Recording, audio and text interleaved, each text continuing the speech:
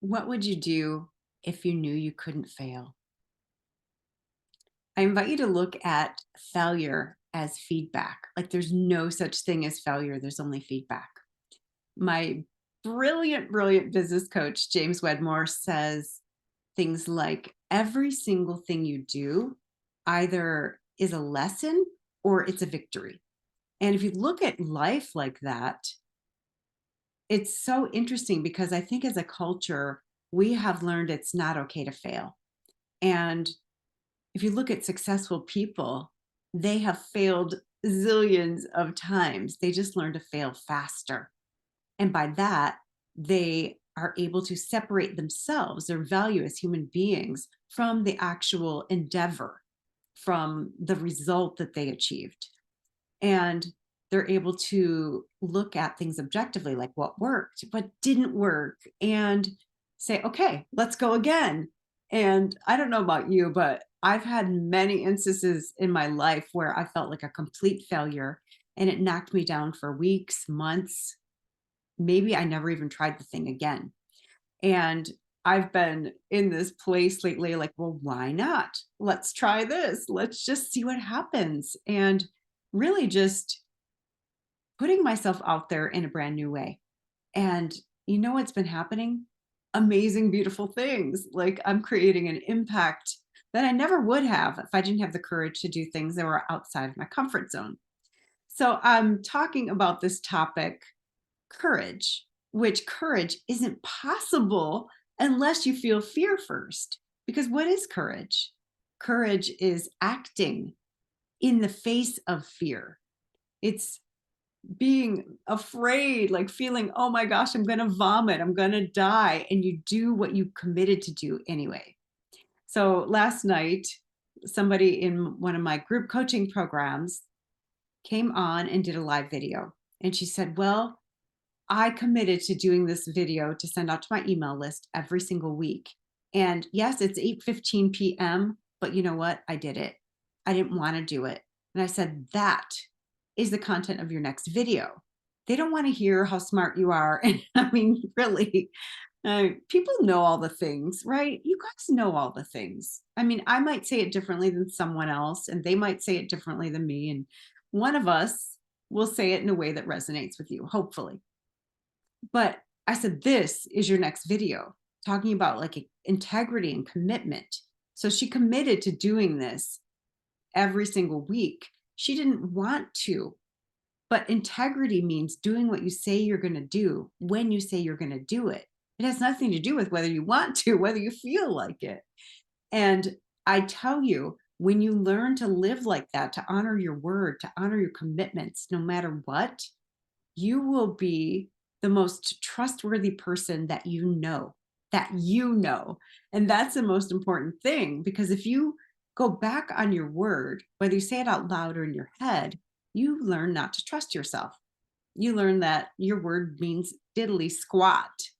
And there goes your self confidence, your self trust, and then also your trust in other people because you expect them to behave as you do. So just saying, like start to notice the commitments that you make either out loud or in your head and do whatever it takes to honor those. So let's get back to fear.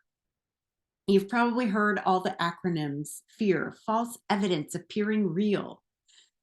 And that is so true. It's so trite. Like we hear it all the time. But I was just thinking about it. Like in our heads, the things that we're afraid of seem so real that we believe them. We believe everything that goes on up here until we don't, right? So I invite you to look at the things that you're afraid of and really dive deep into them. Like, what are you afraid will happen? I was talking with someone a couple of weeks ago, and she said, I'm really afraid of getting out there as a public speaker, even though I really want to do it, because I'm afraid my family will reject me and say, who do you think you are? And then in the next sentence, she started laughing. She's like, which is really funny because when I did do a public speech, they all came out to support me. I'm like, exactly. Like, it's so hilarious. And we will look for evidence to support our fears or our limiting beliefs. And we can pretty much always find it. We'll always find what we're looking for. So what I say to people is like, well, why not look for evidence of what you do want to experience rather than what you don't want? Like, it's one of those things that when you hear it, you're like, duh. But sometimes you have to hear it a few times until it sinks in. And if you're anything like me, I had to hear it 100 times. So here I go. I'm saying it again for you. Yeah, you're welcome. So really look at those fears and look at what you think will happen and what it's preventing you from. What is it costing you by listening to that fear? So, for example, I was listening to this podcast with Aubrey Marcus and Alex Hermosi, and they're both so funny. Alex Hermosi is hilarious, and he just tells it like it is. And he says, if you're just starting out in business, you need to call 100 people a day, 100 people a day, and let them know what you have. And don't be a douche about it. I mean, that's how he talks. You just say, hey, this is what I'm doing. Do you know anybody who would be interested? And people are like, oh, I'm afraid. Well, what are you afraid of? I'm afraid they're going to reject me. And then what'll happen? I won't make any money. Right? He's like, well, how much are you making now? And they're like, nothing, because nobody knows about my stuff. So it's so interesting. We have these conflicting parts of ourselves. And one part is like, I want you to be successful. I want you to get out there and make an impact and create income and do all these things. And the other part is like, you're going to get rejected. I want you to be safe. I want you to, don't do that. You could get hurt. You know, those parents that are like that, like, oh, don't step in that mud puddle. You could fall and slip or get dirty or whatever. You know what I'm talking about? Here's the thing. These two conflicting parts, they both have positive intent. They both want what's best for you. So there are things you can do. You can talk to these parts and you can invite them to collaborate and to come up with some solutions that will meet both of their needs. Okay, what are some creative solutions that you could get on board with that will not have any negative impact on me? And then ask them if they're satisfied with that. Like, will this work for you? Does this satisfy you? Yes. Does it satisfy you? Yes. So instead of those parts being, at war with one another inside your head, where they both seem so real, it's like the devil and the angel, right? You're like, well, which one do I listen to? And so a lot of times we get paralyzed, and that is fear, right? So if you can invite them to have a dialogue, so you're not resisting either part, you're inviting them to collaborate and to come up with a plan that creates positive intent without negative consequences, then you can move forward. So I'm just saying there are ways around everything, and you get to make friends with those parts. If you've been rejecting any part of yourself, try to figure out what is the positive intent of that part. What could it be wanting for me? What does it think that I need? And really just to start talking to those parts. Do it by yourself so people don't think you're insane. I talk to myself all the time. My kids already know. They're like, what? I'm like, unless I say your name, I'm talking to myself. I'll just let you in on my little crazy. But it works. We're inviting a collaboration. Do you remember the TV show? I think it was in the 90s or something, called Inside Herman's Head. And it was all the parts of him, and they were having these conversations, these dialogues. Well, I think we all have that, at least two. I don't know how many he had, 5 or 6. So invite them to collaborate, to talk together, to work as a team. And anytime you're afraid to do something, sometimes if you're in the spiritual community, you might think that's your intuition telling you not to do something. But I invite you to look deeper, because intuition, there's not fear involved in intuition. It's just a knowing, like, nope, that's not for me. And it's not a fear thing. Fear is more primal. And a lot of times, well, all the time, it's coming from the subconscious mind. And the subconscious mind a lot of it was formed. A lot of our beliefs were formed before we were even 7 years old. And we didn't have the faculties to filter anything coming in. So we accepted, believed, and surrendered to every bit of information that we received, at least until 7, sometimes older, because we had no way to filter it.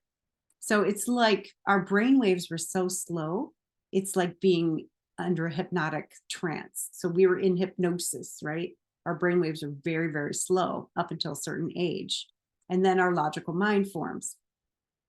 So anything that went in there before that age is still in there unless you've worked it out as fact, like undisputed fact, even though it might be something ridiculous. Like if it's raining, I don't know, I'm trying to think of something ridiculous. I'm terrible at that. If it's raining, we're going to be poor. Like just something ridiculous. We're going to lose all our money. Like some things that like don't go together in real life. Like it just happened that on one rainy day, your father lost his fortune in the stock market. So you put those two together as fact, like those two go together. So when you take those out and you shine some light on them, and even journaling, sometimes you get it out of your head and you look at it on paper and you're like, why am I afraid of that? It makes no sense. And I'm going to give you an example. So I grew up in a household where I never knew when I was going to get hit. And so I was hyper vigilant. And one thing that I learned to do as a survival mechanism was to read people's facial expressions to be able to determine if I was safe or if I was going to get hit. So if I was talking, I was like totally zoned in. I mean, I was focused on somebody's face, like, okay, is it okay to say this? And if it wasn't, boy, I would like bob and weave and I would switch the whole direction of my conversation. And I learned this as a survival tactic. Now, yes, this served me well. When I was in college, I waitressed. So I made a lot of money waitressing because I could read people so quickly. Like I could go to their table and I could feel the energy of the table. I could tell what they wanted, and I would morph my personality. So talk about learning to wear masks. I was masterful at it, and I got paid for it the better I did. So I would morph my personality, and I always had a goal though, that they would leave happier than they came in. And I thought that was really beautiful, especially, with my limited capacity back then. As I look at it, I'm like, that was really, really sweet. And I always had this notion, like, I didn't know if they were going out to eat every single day or once a year. And what if it was once a year and I was in a bad mood? Like, how horrible would that be? So I was always making it my mission to please people, right? To make them happy, to have them leave happier than they came in. So, oh, I forgot my point. I know that I had one. Oh my goodness. Give me a second. So I was talking about changing. Oh, I don't remember. What does this have to do with fear? I don't know. I don't know. So it took me a while. Anyways, I'll just go on with this story, to learn to be authentic and to really be present with what was true for me. I'm so sorry that I forgot my point. And there's nobody here to remind me live. So hopefully it'll come back to me. So talking about fear. Oh, I remember. I love it. So anyways, as an adult, I got into sales and I was deathly afraid of making cold calls on the telephone. Why is that?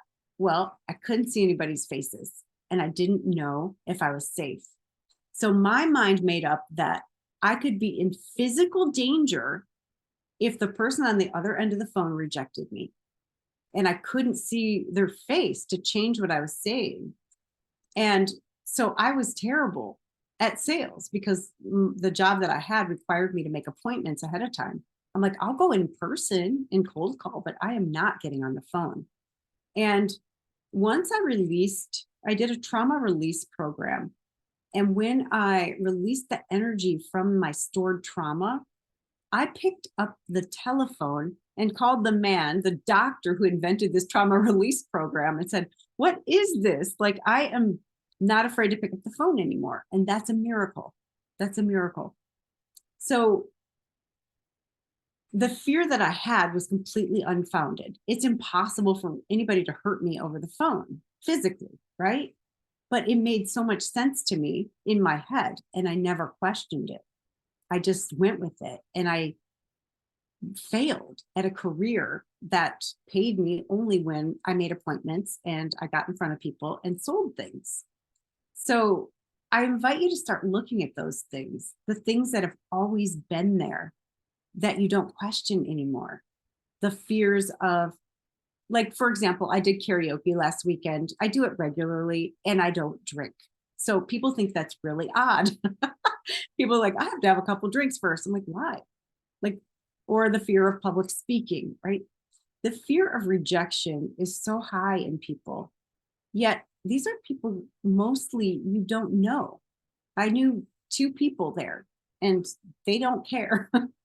So the fear of rejection of strangers, it really makes no sense when you really look at it. Like, who cares what they think, really?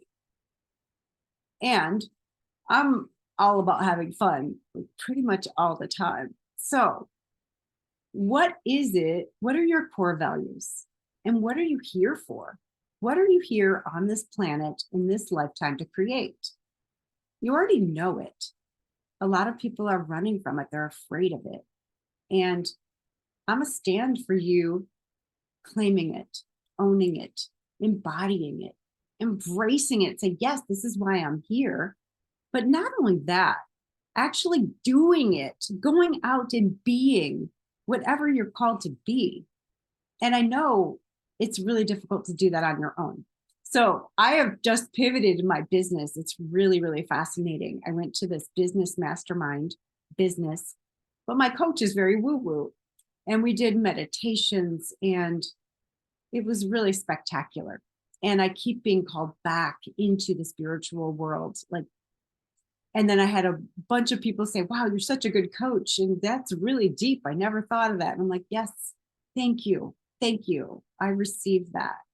And what came to me is actually really close to the name of this show is I am here right now in this moment to be a sacred purpose embodiment coach. So it's not enough to know your calling. It's not enough to be wishing and hoping you could step into it. It is the time to do it now. And if you want somebody to guide you on that journey, to show you how to put it into action and how to play with your fear, how to embrace it, how to talk to it, and how to talk to all those conflicting parts of yourself, then let's chat because I am so passionate about this. I'm so lit up. I'm so on fire because I ran from my calling for a very long time. I bobbed and weaved around it. Yes, I do that. I might not market that I do that, but I've been doing it all along. I just wasn't calling it that. I was calling it something else.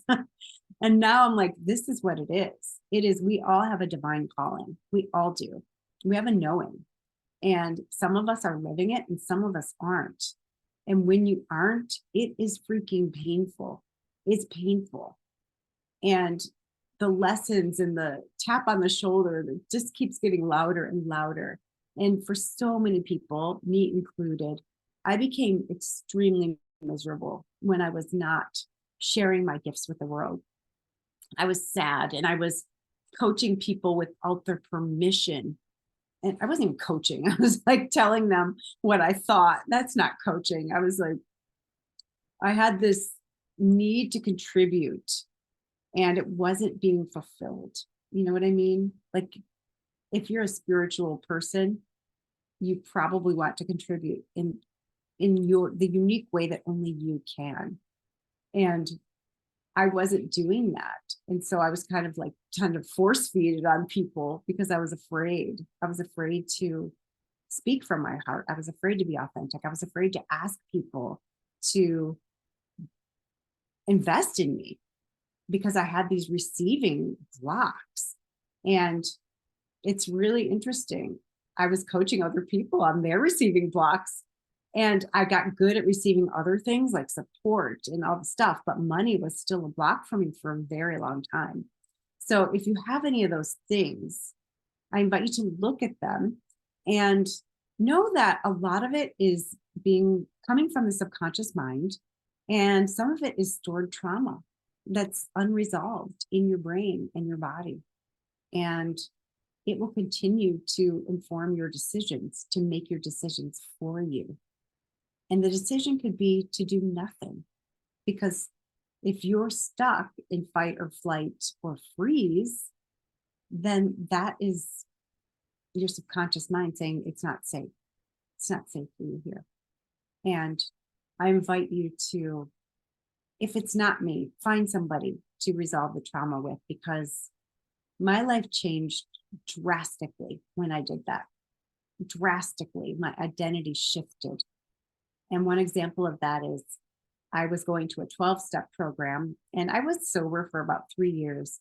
And I went to a meeting and I said, "Hi, I'm Karen. And I'm like, "No, I'm not." It was like completely gone from my identity. You know, they want you to say you're still an addict. I wasn't. And I'm like, I'm not saying that. It's not true for me. And I never went back to another meeting. And that was 5.5 years ago. So I'm like 8.5 years sober and no trace. And I'm not worried that one little thing is going to set me off and I'm going to go back. It's just erased. And the other thing with trauma is your subconscious mind is constantly scanning the environment, the more trauma you've experienced, or even difficult events. Now, I didn't really have any big T traumas, so I thought it's not that bad, right? But I had a lot of little ones, a lot of medium T's, I'll say even. And so I was hyper vigilant. I was always on the lookout, and that takes so much energy. I was exhausted. Like in the middle of the day, I'd be like, I need a nap. I can't go on anymore. And I would have to retreat and like just shut down and recharge my battery, because it takes so much energy being on the lookout, being hypervigilant, or wearing a mask. That took a ton of energy too. So when you resolve the trauma, you're not constantly scanning the environment, and you can use that energy for creation, for what you want to create in your life, for being who you are here to be. And that is my stand for you. So thank you so much. I didn't tell you who I was, but I am Karen Seltz, and you've been watching Irresistible You, Ignite Your Passion and Purpose. I trust that you are on your perfect path. If you'd like to connect with me, my email is karen@karenseltz.com. You can find me anywhere. I am everywhere. Thank you so much for watching. I'll see you right here next week. And happy birthday to my friend Heather. I love you.